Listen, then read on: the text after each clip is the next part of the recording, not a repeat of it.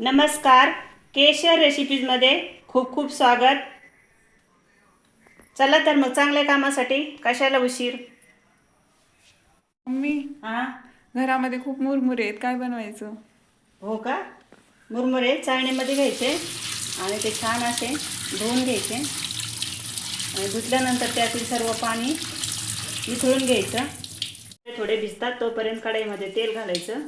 त्यामध्ये मोहरी, जिरं आणि शेंगदाणे, हे थोडंसं शेंगदाणे लालसर असे करून घ्यायचे आहेत.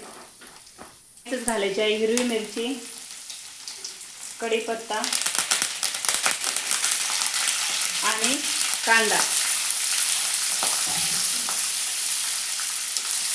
कांदा छान असा लालसर होईपर्यंत परतून घ्यायचा.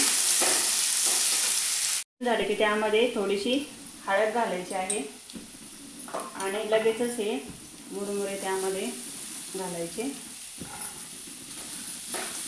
मिक्स करून घ्यायचं. थोडेसे परतले की त्यामध्ये मीठ घालायचं आणि थोडीशी साखर घालायची आणि थोडीशी कोथिंबीर घालायची आणि पुन्हा हे मिक्स करून घ्यायचं. तर सर्व एका डिशमध्ये असं काढून घेतलेलं आहे.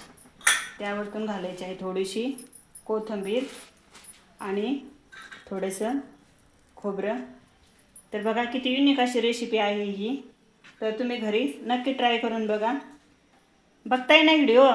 चला तर मग फटाफटा लाईक करा आणि तसेच चॅनलला सबस्क्राईब करा. धन्यवाद.